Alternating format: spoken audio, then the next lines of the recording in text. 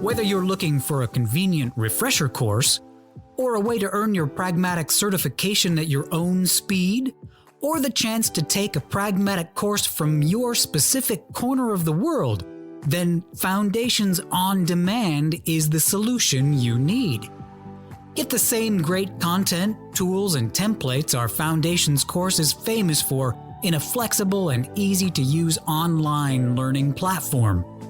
Learn the skills you need to build and market products people want to buy. And earn your Pragmatic Institute certification anywhere, anytime.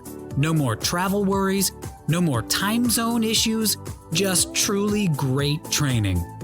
Experience the new way of training with Foundations on Demand from Pragmatic Institute. Visit pragmaticinstitute.com/foundations to learn more.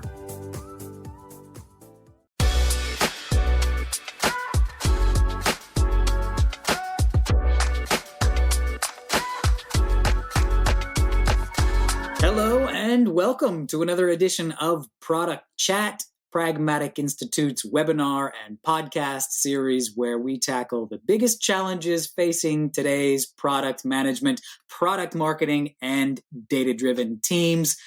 I'm Eddie Gordon, courseware designer at Pragmatic Institute, and today's host. Quick note up at the top, if you've not signed up for it yet, make sure you click to register on the next of our Product Chat series. We've always got another interesting webinar cooking that is designed to give you actionable takeaways. The next one is April 13th, 10 a.m. Eastern Time. We will welcome Niels Jans, founder of Deliber, for a conversation on using ChatGPT to take product management to the next level. Hot topic, that one. So be sure to join us. But the business at hand today, our guest is founder of Satrix Solutions and a customer experience champion. Evan Klien is with us today. Evan, how are you and welcome? Well, thanks, Eddie. I am doing very well. Great to be here. I have to say I'm a little intimidated by your background. Evidently, you're very well read. Hopefully. Every single one of them. Every single one. Twice. Twice. Very good. We are so excited to have you today. Our two companies share a lot of overlap and interest in market research and feedback from customers. To start with, will you just give us a brief background that leads you and your experience up to the point of Satrix and fill us in on and what that means and what your goals are there? Yeah, absolutely. Satrix Solutions I founded in 2008. So we're actually going to celebrate our 15th birthday here in a few months' time. So that was, for those who remember, 2008, the height of the Great Recession, not the optimal time to start a business. But right. I had worked as the head of client satisfaction at a digital agency here in Arizona. I stood up a number of different voice of customer type programs, had a lot of success, and saw the impact that it had on the business. And I was passionate about voice of customer earlier in my career as well, and something that's always been very sort of fundamental to the work that I've done. So after parting ways with that digital agency, I decided to hang a shingle and start Satrix Solutions. For those interested, by the way, Satrix, a melding of the two words satisfaction and metrics. So that's how we came up with the name. But here we are 15 years later, almost working with business-to-business companies and to really help them understand, listen to their most important constituents, those being their existing customers, prospective customers, former customers, employees. And with that knowledge, the leadership teams at these B2B companies really guiding important decisions, strategic decisions, investment decisions, roadmap decisions. So that's the type of work that we're doing. I love it. It's absolutely a great group of people that I work with here at Satrix and a wonderful group of clients as well. So something we're quite passionate about. Beautiful. Satrix, a portmanteau, if I am remembering my high school English vocabulary quiz correctly. Portmanteau. Squishing to satisfaction. Was it satisfaction? And metrics. And metrics. Yes. Beautiful. Evan, did you have any experiences early on before you'd come up with that portmanteau that required you to think, you know what, we're doing this wrong. We're not listening to the customers enough. The companies are doing their own thing and they're just not doing it the most efficient way possible. Yeah, quite a few actually. I think almost from birth, I was sort of hardwired to have, an intense focus on the customer experience and more on a personal level earlier in my career where, anytime I had an experience with a business, it was a heightened sensitivity to whether they were serving me well or not, or whether I was frustrated.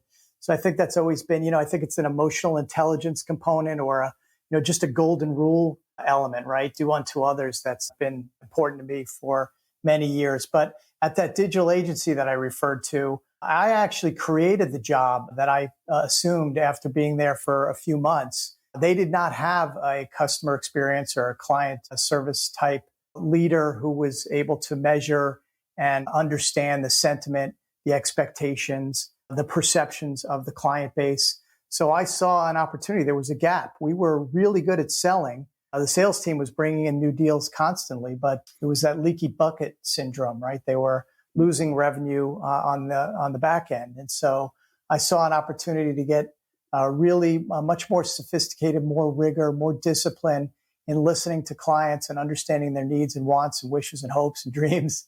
And so I actually went to the chief operating officer and said, hey, I think we need this role and I'm your perfect guy to do it.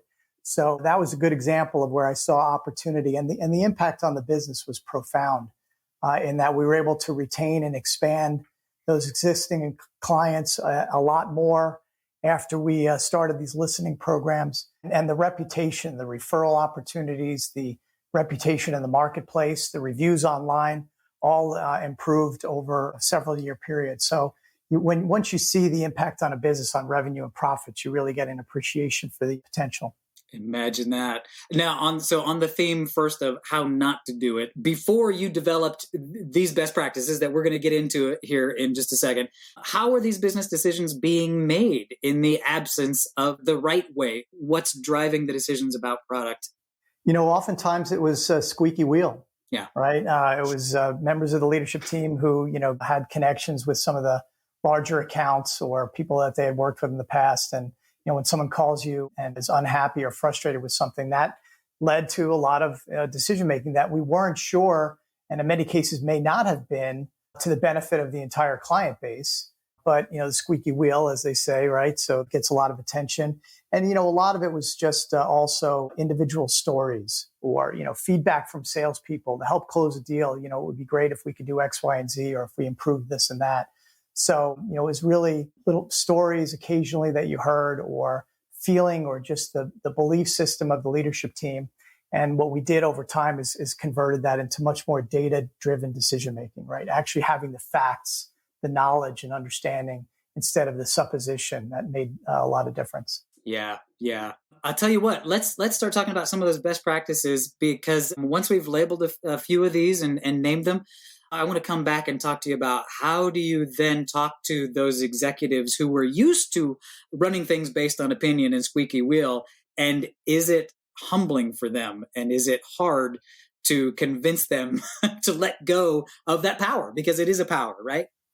Yeah. So let's come back to that. But first, the reason that people are here, let's talk about some of these best practices and how to do it, and specifically how Satrix has nailed it down. One of the descriptions of Satrix I read online talks about customer feedback and specifically systematic feedback processes. This is one of the descriptors that I saw in relation to Satrix, systematic feedback processes. Now, I know what feedback means. I know about, visiting the customer and interviewing them, but this idea of a systematic feedback process sounds much more appealing. It sounds more reliable. Tell me a little bit about what you mean specifically by that. Yeah, and really it's maybe the inverse of just sporadic, right? Which is what a lot of companies unfortunately do is they feel there's an opportunity. Let's field a survey. Let's get some feedback from our customers through interviews, or, let's invite some feedback in one form or another. And it just happens occasionally. It usually happens around a need, a specific question that needs to be answered. And our contention is, no, especially in the world of B2B. And we work with a lot of B2B SaaS companies. The market is so dynamic. Your business is dynamic. The competitive landscape is changing. You need to have your finger on the pulse. And that's what we mean by systematic. It's something that should be ongoing, should be formal, should be, have that rigor and discipline around it. Now, of course, it can be refined, it can change, and it should in many cases. But there really needs to be that top-down commitment to have ongoing listening programs, voice of customer type programs in whatever form that they take. And so that's one of the first best practices that I'll mention is that, and I'm sure, your listeners hear this a lot, and I'll just, reinforce what many people know. This needs to be a company-wide commitment. It can't be just, we're talking the talk. You really have to walk the walk and back it up. And that means a lot of things, candidly. It means not just a commitment to asking for feedback in a thoughtful and disciplined way, but the willingness to do something with it, right? The willingness to sort of feed it into your processes so that you're constantly making improvements and refinements and enhancing the customer experience so that they know that the feedback they're providing is being listened to and used in a real way. And so that's, that commitment across the organization, that's one way that's demonstrated. And there are many others, but that's certainly a best practice. And in fact, what's interesting is I've probably talked my way out of some business in the past because I like to convey to prospects that if you're going to take this on, if you're going to start doing it, you have to be committed to it. You have to be serious about it. And again, that means a number of things, but don't be sort of lighthearted or, just thinking that this might be the right thing to do. You have to be fully committed to the endeavor. Otherwise, you put yourself at risk. Sure. This is not a quick fix. When you're saying things like a cultural change is required, we're talking about new routines, new normals. We're not talking about, hey, next month we're going to implement this one best practice one time and it's going to fix everything. This is a long-term commitment and a new lifestyle, essentially, for the company. Yeah, no, that's well said, Eddie. Exactly right. Cool. Tell me a little bit. We've mentioned customer satisfaction surveys and interviews briefly. How often do these need to happen? Who should attend them? These are the questions that I think we hear often around. Who should be there? And most importantly, should I involve the sales team? Right. Right. Well, and to the last point first, I think, everybody should be involved at some level, right? Just what we just touched on is that every department, every individual in the company should understand what's happening, why it's happening, right? As it relates to these feedback programs that the company's going to undertake. And they should be aware of them and helping to, maximize the impact and the return on investment in their individual way. And that includes sales, includes marketing, includes product, includes the operations, all of the C-suite, human resources, the customer success, clearly. And so that's an important best practice also to sort of touch on something we just discussed a moment ago, is that the insights gleaned from these programs really do need to be proliferate across the organization. They need to be shared and socialized and made available to really everybody, because there isn't a department in a company that wouldn't benefit in some way or another from understanding customer sentiment and perceptions and frustrations. So that's a big part of what we do with our clients, is make sure that the reporting, the analysis, the takeaways, the visualizations are all compelling in that they compel people to act. They understand the story, they understand what's working, what's not, and they go to work with these insights in hand.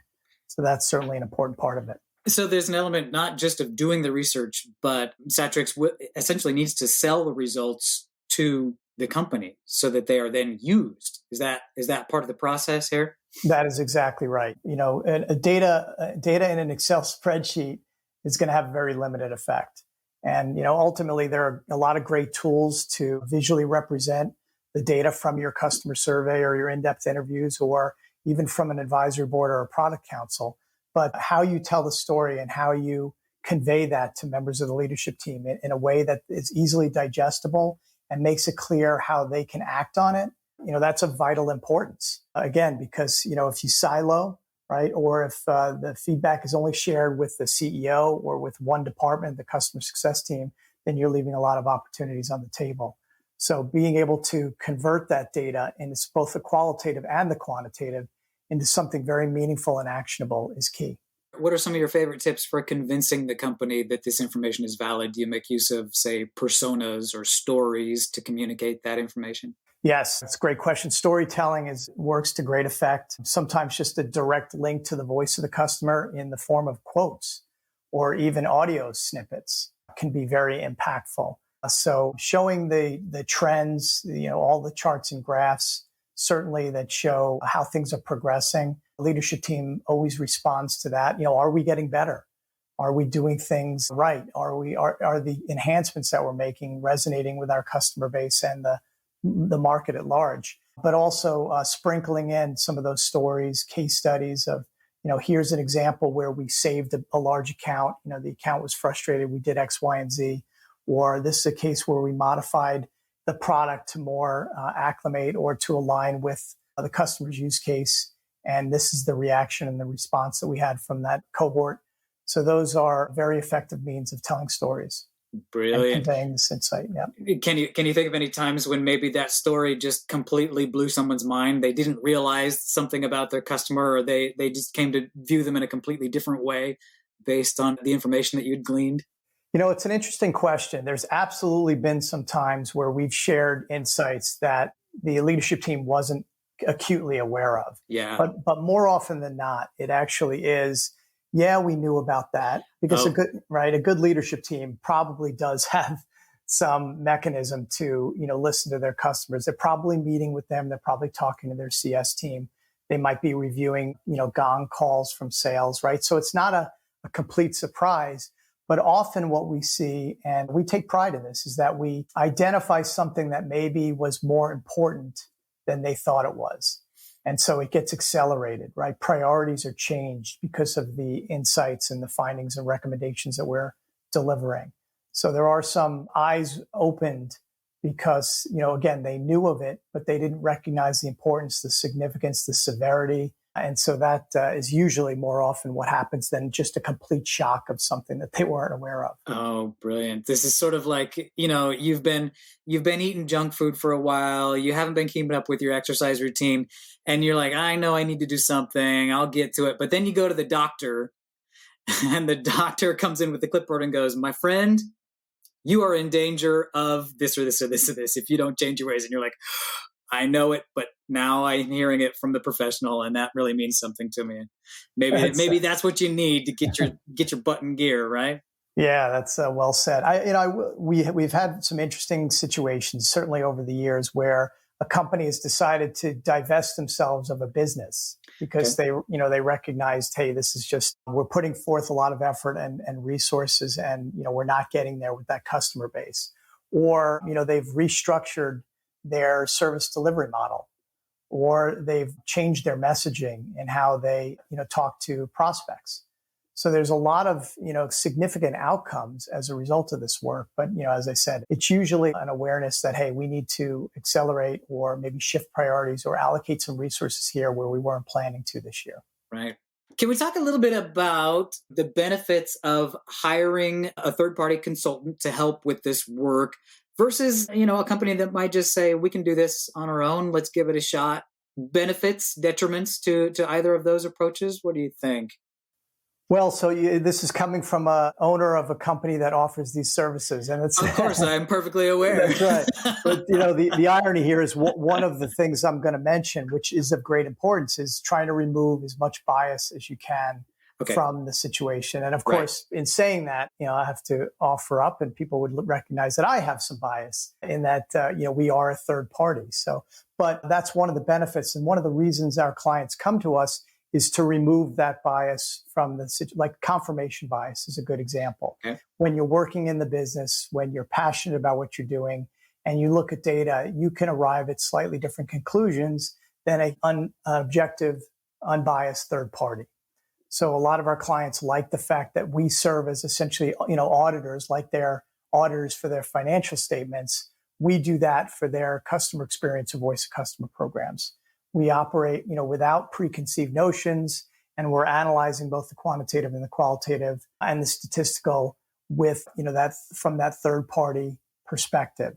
So that's one of the things, if you're going to think about this type of work in-house, sort of have it removed from the people that are in it day in, day out. And that's possible. There's a lot of companies that have, data analytics teams or insights teams who are not, on the front lines dealing with customers or not sales, talking to prospects. They're a different group entirely.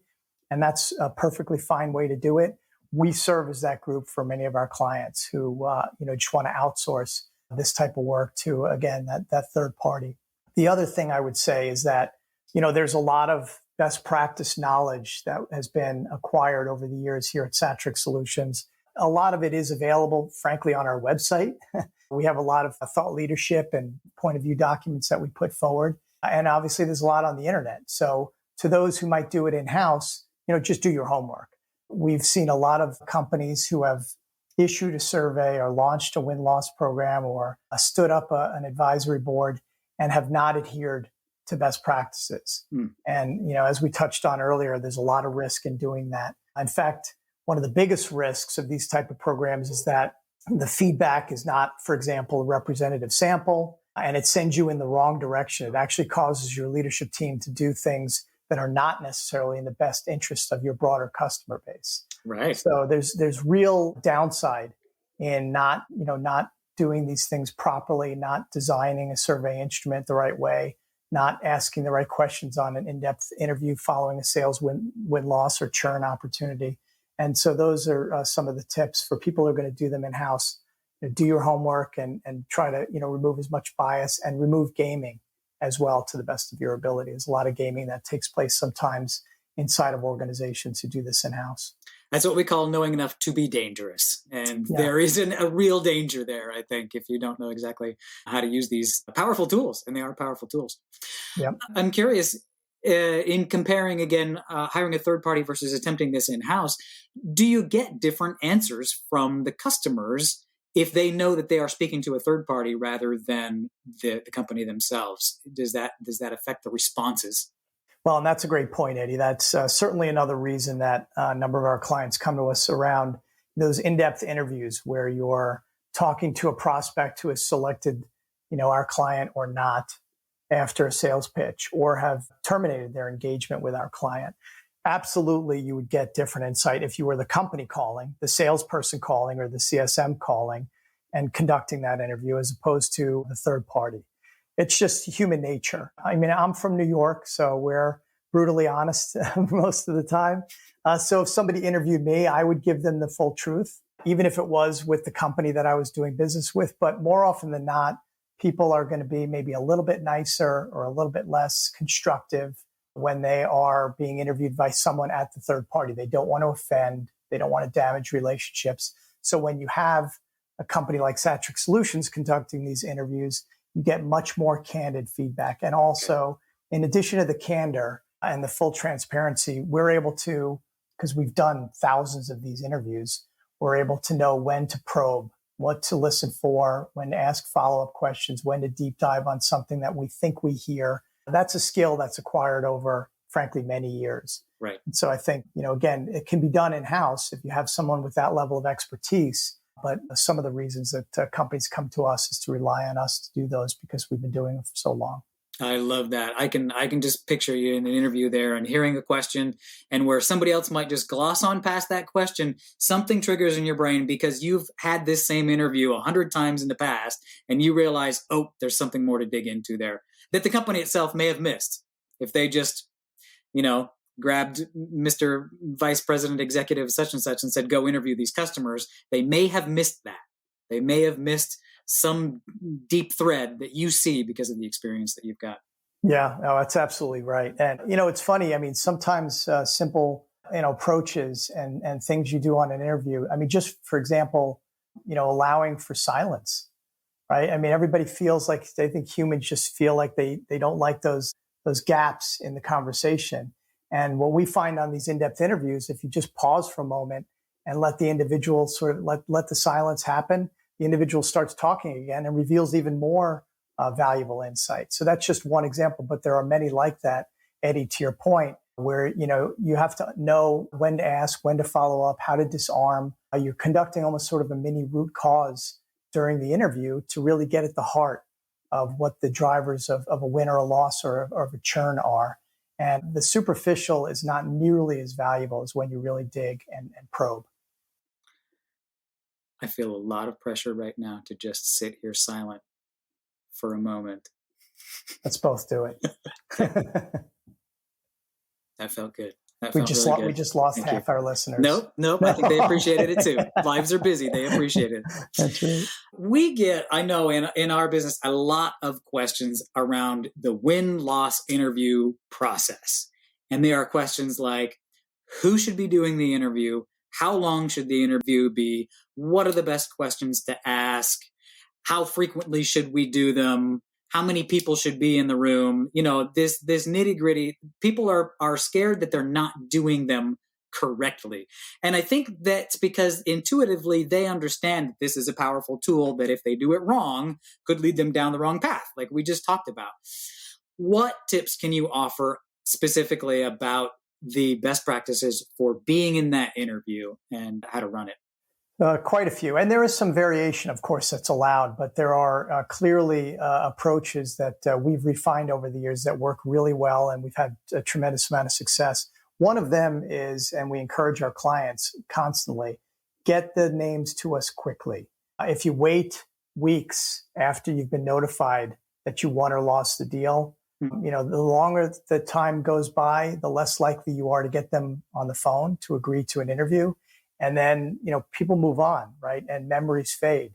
So first and foremost is do it quickly, respond, and try to schedule it, within even a week of the decision being made. Two is as important, and we touched on this already, is have the right person conducting the interview, someone with those skills that we touched on, someone who's not directly involved in the sale. So, it could be, for example, someone in marketing who conducts the interview as opposed to the salesperson. And then, we schedule the interviews. We ask, what's convenient for them. And we typically ask for a 30-minute discussion. So, being able to accommodate the individuals that we're interviewing and, giving them plenty of options, and then, asking for that 30 minutes. And then once you're having that conversation, we do often offer a safe place in the form of anonymity. Now, most of the contacts that we speak with have no problem having their name associated with the interview. And that's what happens probably 80 to 90% of the time. But we like to offer that anonymity up front, just in case, if they feel like, they have a lot to say. And again, they don't want to harm any relationships, or they want this to be more constructive. We could say, look, we'll take your name off of this, or we'll maybe, carve out some of your statements and not have your name associated with it, bake it into some of the other interviews that we're conducting. And it's so it retains its value to our clients. It just in some cases may not be attributed. So that's a nice thing to offer up. And again, some of the others that we touched on as far as best practice, we often do things 1-to-1. Okay. 1-to-2 or 1 to a group can be challenging. And there's sort of groupthink that comes into play there. So if we have 2 or 3 contacts at a customer, one of our clients or a prospect, then we'll interview them separately more often than not, and then aggregate their feedback in our reporting. So those are some tips. There are definitely a lot of others. We have a full ebook on our website, actually, around sales win-loss best practices, which talks about a lot of this and more. So I would encourage some of your listeners to check that out. Brilliant. That's on the website, you said? It is, yes. Obviously, win-loss is just one of many, many tools, but others, of course, include competitive intelligence, advisory boards, product councils. There are so many more arrows in your quiver. Can you give us an idea of when one might be used versus another, or are all of these used in conjunction with each other and overlapping? Well, there are some companies that do many of the above, but your point is a good one in that it has to start with what are your objectives, as most things do. What would you hope to learn? What are your objectives of this program? How do you see this impacting your business? And then we'll make a recommendation. All right, does this sound like a relationship customer survey, or does this sound like a win-loss interview program, or would the insights be gleaned best through a product counselor and advisory board? So it really harkens back to, what you're aiming for, what you want to learn, and the venue in which you feel like you'll get that, or we feel like the client will get that best. But with product councils and advisory boards, so powerful, the insights that you glean. I mean, you're sitting in the room with some of your best customer accounts. You're asking them very strategic questions and listening carefully to what they have to say. So as far as direct link to the voice of the customer, that's one of the best customer experience programs in our view that you can begin. But, and this is a big caveat, they are a heavy lift. There's a lot of nuance to them. There's a lot of time that needs to be invested and frankly, a lot of financial resources as well. And it does, many people on the leadership team need to take part for those to be successful and to have longevity. So we love advisory boards and product councils, but again, it's one of those, don't dip your toe in the water. You got to really be committed to them. So true. And aside from all of those, one other tool that I know that Satrix makes good use of is employee engagement programs.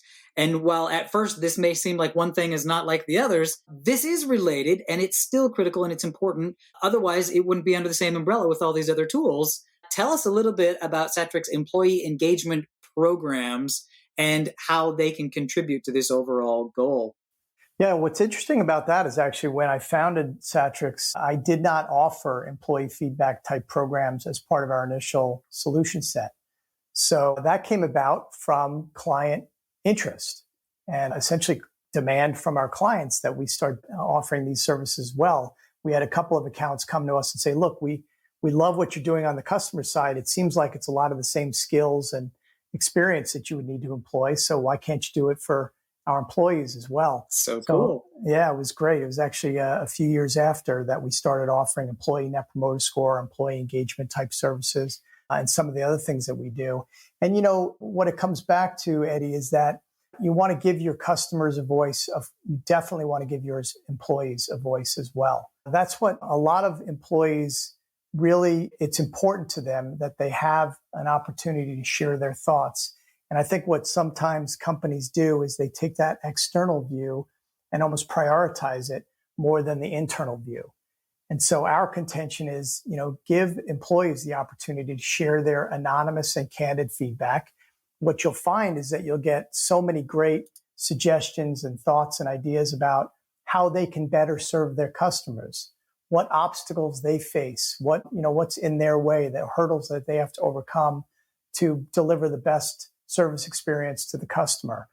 You'll hear that from your employees if you give them the opportunity to share that feedback. Again, employees, it does have to be in an anonymous setting. That's a critical component of it.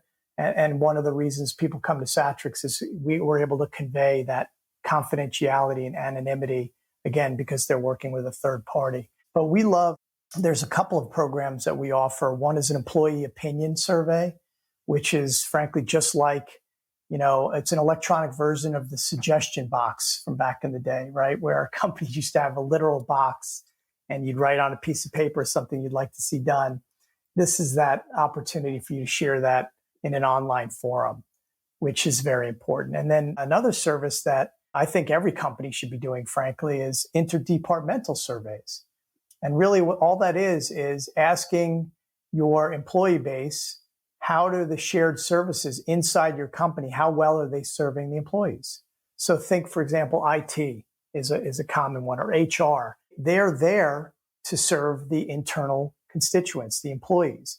And oftentimes we work in companies where if I need something from HR, I'm frustrated at their lack of responsiveness, or, I have to make an appointment a week out, or I'm not getting the, type of feedback or insight that I need.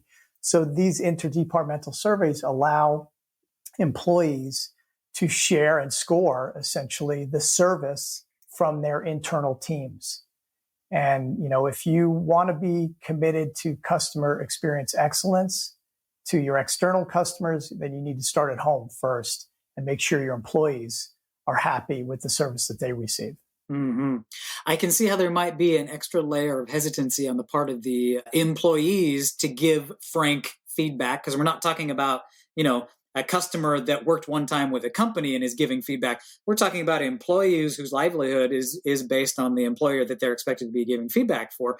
How do you quell their fears that it's okay to give frank feedback about their employer in these situations? Yeah, and it comes back to that anonymity component. Yeah. You got to provide them a safe place. And a lot of it is in the messaging and also with time. because, some employees are just inherently cynical or skeptical, of their feedback maybe falling into the wrong hands. Yeah. But over time, you can demonstrate clearly that they do not have their names associated with this feedback.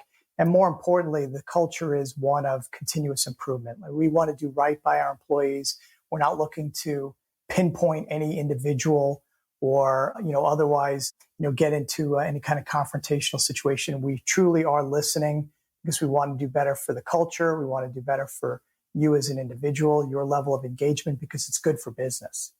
And so you can absolutely establish that, maybe not on day one, but as these programs mature, you can clearly convey these notions to the employee base. So you get much more candid feedback, get higher levels of response rates and participation. And employees, hopefully the end result is they stay longer, right? And they talk about you in a favorable way on Glassdoor and other venues because they enjoy the organization and they feel they do have a voice, and that gives them, confidence in the future when they're able to contribute in that capacity. Yeah, which is, of course, going to allow you to hire better employees in the future because they're checking Glassdoor for those reviews, aren't they? That's exactly right. I mean, all of these review sites are really what empowered customers and employees, right? You now have these venues where you can share and criticize either your company or a company that you're doing business with and their products and services. So that's what obviously pushed us into this world that we live in now, where people to some degree may be over-surveyed. And sometimes surveys get a little bit of a bad rap, but that's why it's all the more important to adhere to these best practices and make sure you're doing things properly so you can stand apart from all the other surveys we're inundated with. You brought up such a good point there, and one that is perhaps a pet peeve of my own in my life. I think I open up my email inbox and I've got 30, 40 surveys in there for a company that I bought one thing from 2 years ago. They want to, take a half an hour of my time to tell them how to improve their company. We are inundated. That's the word you used, inundated with customer surveys. What does a company like Satrix do about that? How do you make your program stand out to the interviewee so that they take the time to give this feedback instead of just going on to delete the 60 other invites for interviews or whatever they've got in their inbox that day? Yeah, it is. Look, tell the truth, it's a challenge because you do have to differentiate between the companies that are just doing this as a matter of course, right? They're checking a box. Yes. And you have to stand apart from them. The way you stand apart from them ultimately is, as we've talked about, is that you make sure it's very, very clear that you're doing something with the feedback and that they ultimately may benefit from it. If they're an existing customer, absolutely they are going to benefit from it if you're doing it right. And that will encourage them to respond to future surveys, right? Because they know they saw a connection between something that they shared and something that happened to improve the experience that they had with the organization. It also matters how you communicate this, whether it's an online survey, net promoter score, or a relationship survey, or whether it's in-depth interviews, how you message it, how you convey to the target respondents that, why you're doing this or what it means and ultimately what they get out of it. That's going to encourage them to participate in a case where they may not before if they're, again, it's one of those surveys they're getting inundated by. So those are some of the key ways to stand apart from all of the other programs that are out there. And, look, sometimes we also, our clients are B2B companies. So there are incentives that can be offered. That does help. More often than not, we're doing non-monetary incentives, things like a donation to charity on their behalf. Very cool. So, it sends a nice message. And those certainly help, as do, maybe there's some tchotchkes or some discounts or something else that you can offer that's meaningful for the individual. So those are some things that you can be thinking about as well if you're going to do these in-house. Brilliant. Yes. We're getting close. I know you've got a hard stop at the top of the hour. I've got, I think, 2 more questions for you just because I'm having so much fun. They keep coming into my mind as you're talking. I'm loving it. That's great. Let's shoot. Go ahead. We got time. All right. The first one, I wanted to jump back to something we touched on briefly towards the beginning. What would you say to perhaps a manager who's hearing this discussion today, recognizing the value of gaining customer insights in this way, but needs to sell the concept to their executive, who's, of course, maybe used to running things based on their experience in the past rather than truly gleaned customer data. How best could that manager convey the importance of what we're talking about today to their executive? Well, it's a good question. Not an easy one to answer. And it's funny because, I'm not a salesperson by trade, right? I'm actually a frontline service person, have been almost my entire career. And when I started Satrix Solutions, I was challenged with, okay, now I got to actually close deals. I have to bring in some revenue here. Right. And one of the things many people told me early on is, don't try to change minds. If there's somebody who doesn't get it, and especially I think, frankly, in the world that we live in, the world of customer experience, voice of customer, if they're fighting you on the perceived value of this type of work, then your time is probably better spent elsewhere. But with that said, I think, a lot of organizations now, and there's a lot of tools and a lot of trends over the years about everything being data driven. And so that's really what we're talking about is even if you don't necessarily subscribe to the notion of the importance of voice of customer, another data point that can be very meaningful, can validate your suppositions. It could provide a little bit of extra context or maybe even a different point of view that you haven't thought of. But I would probably approach it more that way if there was some resistance that, really all this is another data point. It may come back and say everything that you already knew, but at least then you have that supporting information. A lot of our clients are actually venture-backed or private equity-backed. So they have big backers that often sit on the board. I don't think a CEO is going to be likely to share that point of view that they don't believe in the value of customer experience. They wouldn't say it in so many words, would they? That's right. But what's been interesting and obviously a great trend for us is that a lot of these venture capital and private equity firms have also seen the significant ROI of these types of programs and have strongly encouraged, to say it nicely, their portfolio companies to engage in this type of work. So it's coming from the board level, from your key investors. And I think in many cases, the C-suite does get it. They do understand and they're on board. Yeah. But in the case where there may be some resistance, usually they may not win that battle. But ROI says a lot, and it says it loud, doesn't it? And that's an important point, that I probably haven't touched on nearly as much as I should have, is that, you can identify the small wins, some actions that you've taken that have resulted in either revenue saved or upside or expansion revenue. Those are some of the easier ways to quantify the ROI. So for example, in a survey, you identify a loyal customer, someone who loves you, and you approach them about additional products and services. Of course, in those situations, they're much more likely to expand their relationship. So you can look at, over time, the number of products and services by customer and how maybe those in your promoter camp should be at a much higher number or ratio than those in the detractor camp. And that's relatively easy work to do to prove out that if you generate more promoters, then they'll probably spend more with you. Now, the holy grail of the world of customer experience is obviously to quantify, hey, if I pull these levers, then my revenue growth will accelerate at X rate, right? Or if I make these changes, my churn will be reduced by this, and here's the flow through to my profit line. That type of work is a little bit more challenging to do. You need access to all of the data, right? Historical and operational. But a lot of companies are moving in that direction. So in many cases with our clients, we have wonderful success stories where we are able to do that work and quantify, do the math essentially and show that they are having an impact to revenue and profitability. Brilliant. Evan, this has been incredible. I've got one last question for you. This is the question I like to call the RK question. RK named for our beloved VP, Rebecca Caligeris, who asks this one all the time. It goes like this. We've talked about a lot of things today. If you could get our listeners to do just two things differently after having heard you today, based on what we've talked about, what would those two things be? Yeah. And, I touched on this a little bit, certainly one of them, it's the notion around doing your homework, right? Don't jump into any of these programs thinking, okay, I could just download a template off of the internet, for example, and apply it to my organization. Every company is a little bit different. And again, we're starting with objectives that, may be different. Your customer base may be different. The relationships you have are often going to be different. So, really put some thought and do some research in what are the right ways to stand up these programs, because it pains me, but a lot of the time companies are coming to us, they've done work internally and they have, for example, low participation or response rates. They were asking the wrong people at the wrong time for feedback.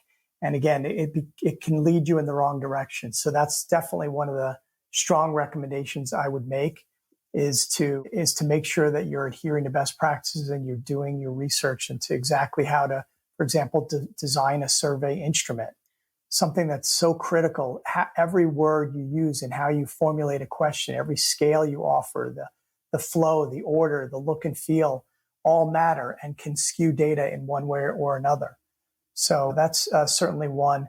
And the second I would say is, and you touched on this, Eddie, is do everything you can as early as you can to quantify the impact, even if it's just those sort of low-hanging fruit stories, because that is ultimately what's going to get you that buy-in. And hopefully you have the buy-in of leadership team, but the continued affirmation and recognition that these are having an impact on our business. So if you can show where revenue is gained or saved as examples, then you're off to the races there, because that obviously gets people's attention at the executive level. It does. Evan Klien of Satrix Solutions, this has been amazing. Thank you so much. If folks have questions about anything that we've talked about today, where could they reach out? Yes, this has been great. And go to our website, satrixsolutions.com. Hit me up, email evan@satrixsolutions.com. I mentioned this earlier. We have a lot of content on our website. We take pride in contributing to the conversation, offering up our best practices and thought leadership. We just feel like there's a lot of opportunity for organizations to improve how they do this work. And whether they work with us or not, we want to put out there the best quality content that we can. So definitely check us out. Brilliant work. Evan, this has been an absolute pleasure. Thank you so much. Thank you, Eddie. Really appreciate your time. Folks, don't forget to join us again next week when we tackle another great topic designed to help you elevate your product, your company, and your career.